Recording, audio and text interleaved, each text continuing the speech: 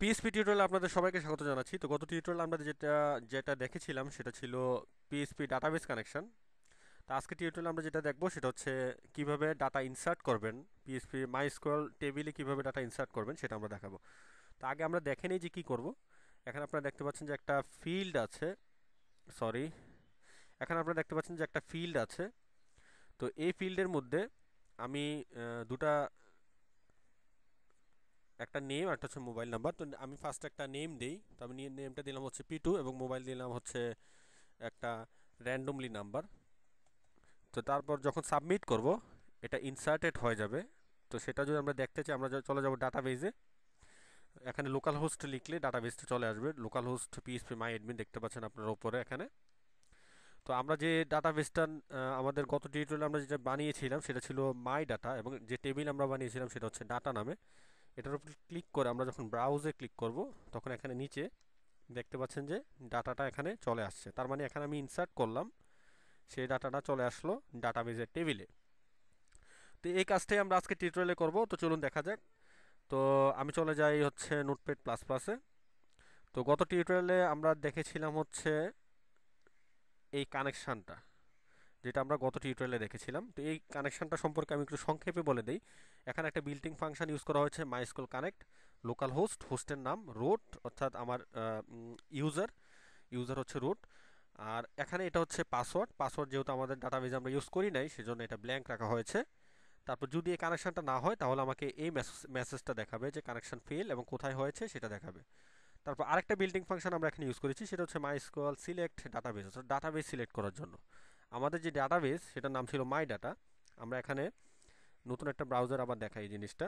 এখানে যদি আমরা লোকাল হোস্ট ক্লিক করে লিখি, তারপরে পিএইচপি মাই অ্যাডমিন, তো এখানে আমাদের যে ডাটাটা সেটার নাম ছিল হচ্ছে মাই ডাটা, এবং মাই ডাটার মধ্যে একটা টেবিল ছিল, টেবিলটার নাম হচ্ছে ডাটা। তো এটার মধ্যে আমরা একটু আগে যেটা ইনসার্ট করলাম সেটা আমরা এমটি করে দেই, অর্থাৎ ব্ল্যাঙ্ক করে দেই আমি পুরো টেবিলটাকে।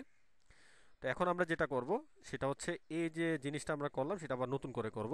অর্থাৎ এখানে অলরেডি আমি ইনসার্ট যে কোয়ারিটা সেটা এখানে লেখা আছে, এই কোয়ারিটা আমি পুরোটা কেটে দিই, সেভ করি। তো এখানে আরেকটা জিনিস লক্ষণীয়, এটা হচ্ছে হোম পেজটা, অর্থাৎ এই যে আমি যে পেজটা দেখতে পাচ্ছি এই হোম পেজটা আমরা করেছিলাম খুব সিম্পলভাবে। দুটো ইনপুট দিয়েছিলাম, একটা নাম ছিল হচ্ছে নেম আর একটা নাম হচ্ছে মোবাইল। এবং এখানে প্লেস হোল্ডার নেম এবং মোবাইল যেটা আমাদের এই মাঝখানে দেখাচ্ছে, অর্থাৎ এই কোনো ভ্যালু যখন না দিবেন তখন যেটা ফিল্ডের মধ্যে যেটা দেখাচ্ছে নেম এবং মোবাইল নাম্বার সেটা দেখাচ্ছে প্লেস হোল্ডারের কারণে। আর অ্যাকশন ইন্ডেক্স ডট পিএইচপি, অর্থাৎ পিএইচপিতে আমরা কোডটা করব। তো গত টিউটোরিয়ালটা দেখে নেবেন তাহলে আরও স্পষ্ট হবেন ব্যাপারটা নিয়ে, এবং কিভাবে ডাটাবেস তৈরি করতে হয় এবং টেবিল তৈরি করতে হয়। এটা আমি আজকে টিউটোরিয়ালে দেখাচ্ছি না, যেহেতু আমি গত টিউটোরিয়ালে এই জিনিসগুলো দেখিয়েছি। তো চলুন শুরু করা যাক। তো এখানে এটা হচ্ছে কানেকশন উপরে আমরা দিয়েছি, এটা হচ্ছে কানেকশনের জন্য। তারপর এই যে এখানে HTML এর একটা ফর্ম লিখে বডির মধ্যে আমরা লিখবো হচ্ছে আমাদের যে কোয়ারি, সেই কোয়ারিটা। তো সেটা লেখার জন্য আমি জাস্ট এখানে আগে একটা ভেরিয়েবল নিয়ে আমি সেই কোয়ারিটা ভেরিয়েবলটার মধ্যে রাখবো। তো সেটা করার জন্য আমি জাস্ট একটা ভেরিয়েবল নিচ্ছি আগে, এবং ইকুয়াল দিয়ে আমি এখানে লিখছি মাই স্কোয়াল, একটা বিল্ডিং ফাংশন আছে যেটা হচ্ছে মাই এসকিউএল কোয়ারি, অর্থাৎ কোয়ারি লেখার জন্য এটা হচ্ছে একটা বিল্ডিং ফাংশন। তারপর একটা ফার্স্ট ব্র্যাকেট দিয়ে শুরু করে ফার্স্ট ব্র্যাকেট শেষ করে শেষে সেমিকোলন দিয়ে সেটা শেষ করলাম।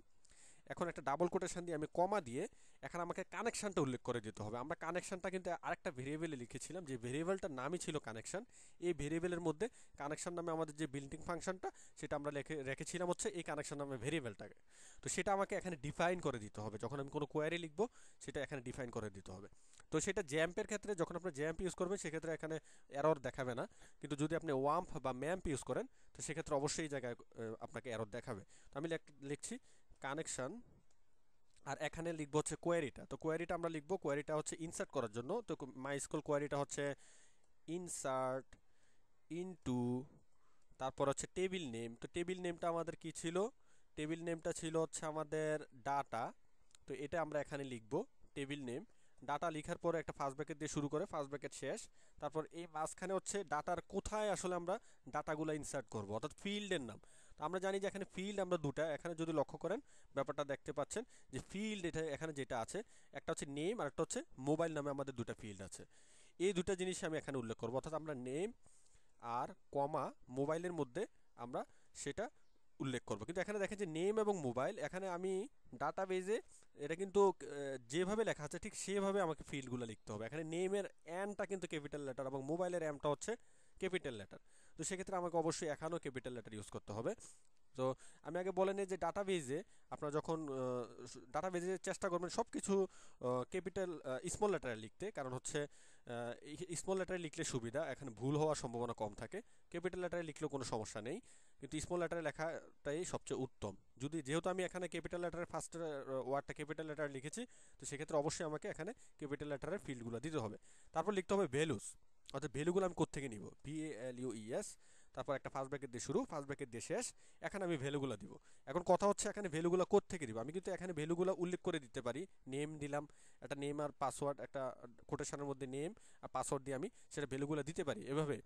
কিন্তু আমি তো এখানে ভ্যালুগুলো দিব হচ্ছে কেউ যখন ইনসার্ট করবে ফ্রম পেজ থেকে, তখন সেই ভ্যালুটা আমি নিব, অর্থাৎ ইউজার ইনপুট নিব। তো সেক্ষেত্রে আমাকে অবশ্যই যখন ফর্ম থেকে আমরা আরেকটা ফর্মে নিতে চাই, তাহলে আমাদের মেথড ইউজ করতে হয়, যেটা হচ্ছে পোস্ট মেথড বা গেট মেথড। তো এখানে আমরা পোস্ট মেথডটা ইউজ করব। এখানে লেখা আছে মেথড ইকুয়াল টু পোস্ট, খুব ইম্পর্ট্যান্ট একটা লেখা। তো এখানে আমরা দুটা নাম দিয়েছি, দেখেন একটা হচ্ছে আমার যে এই যে ইনপুট ফিল্ডটা, এটার নাম দিয়েছি নেম, এই যে ইনপুট ফিল্ডটা সেটার নাম দিয়েছে হচ্ছে মোবাইল। এই দুটা নাম এখন আমরা ইউজ করব এখানে। তো সেটা কিভাবে ইউজ করব, আমাকে আগে লিখতে হবে একটা সিঙ্গেল কোটেশনের মধ্যে আমাকে লিখতে হবে $, পোস্ট। পোস্ট লেখার পরে তারপর এটা হচ্ছে একটা গ্লোবাল ভেরিয়েবল, এটার মধ্যে আমি লিখবো হচ্ছে আমার যে ফিল্ডটা, সরি যে নেমটা, অর্থাৎ এখানে আমরা ফর্মের মধ্যে যে নেমটা দিয়েছি, নেমটা কি, নেমটা হচ্ছে নেম, এই নামে আমি দিয়েছি। আপনি যে নাম দিবেন সেটা এখানে যে সেম লিখতে হবে। তারপর একটা কমা দিই আমরা, এটার পরে কমা দিয়ে আমি আবার একটা সিঙ্গেল কোটেশনের মধ্যে এখানে লিখবো হচ্ছে আবার পোস্ট। পোস্ট লেখার পরে এখানে আবার লিখবো হচ্ছে মোবাইল, অর্থাৎ যে নামটা আমি ওইখানে দিয়েছি। তো মোবাইল লেখার পরে এখন সেভ করে দিলাম। সেভ করে দেওয়ার পরে এখন যদি এখন কিন্তু এতটুকু হলেই কিন্তু কাজ করা শুরু করবে। আমরা যদি এখন আবার দেখি যে এখানে এটা আবার রিলোড করে, আমি যদি এখানে নেম দেই, দিলাম হচ্ছে P2, একটা মোবাইল নাম্বার 454545। এখন যদি সাবমিট করি, এখন আমি যদি ডাটাবেজে চলে যাই, ডাটাতে ক্লিক করি, ব্রাউজে ক্লিক করি, তাহলে দেখতে পাচ্ছেন যে ডাটাটা চলে আসলো। কিন্তু এখানে আমাকে কোনো মেসেজ দিচ্ছে না, অথবা আমি যদি এখানে কোয়ারিতে কোনো ভুল করি, সেই ক্ষেত্রে যাতে আমাকে একটা ওয়ার্নিং দেয় বা একটা মেসেজ দেয় কোথায় ভুল হলো, সেটা করার জন্য আমরা অবশ্যই এখানে একটা কন্ডিশন দিব, যেটা হচ্ছে ইফ কন্ডিশন। তো সেটা দেওয়ার জন্য আমি এখান থেকে উপর থেকে এই জিনিসটাই জাস্ট কপি করি, এখানে পেস্ট করি। এখানে ডিবি সিলেক্ট যেখানে লেখা ছিল একটা ভেরিয়েবল, এখানে আমরা লিখবো হচ্ছে ইনসার্ট। যদি ইনসার্ট অর্থাৎ এই উপরের যে ভেরিয়েবলটা আছে সেটা, সরি। তো ইনসার্ট লেখার পরে এখানে যদি ইনসার্ট না হয়, তাহলে আমাদের যেটা দিবে সেটা হচ্ছে কোয়ারি ফেল।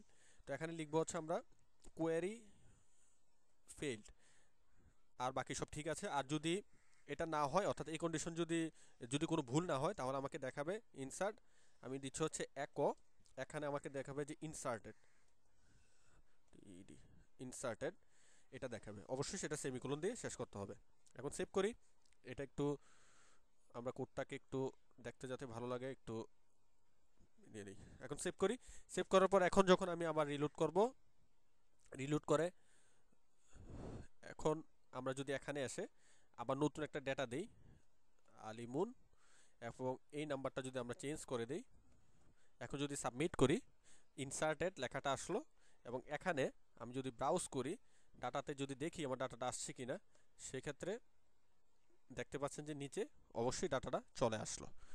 তো আশা করি যে কীভাবে ইনসার্ট করতে হয় সেই জিনিসটা বুঝলেন। এবং আরেকটা জিনিস লক্ষ্য করেন, এখন যদি আমি আবার এখানে সেম ডাটা যদি আবার সাবমিট করি, সেক্ষেত্রে হবে না, ডুপ্লিকেট এন্ট্রি 95959, অর্থাৎ যে নাম্বারটা আমি এখানে মোবাইল নাম্বারটা, সেটা আমার নিচ্ছে না।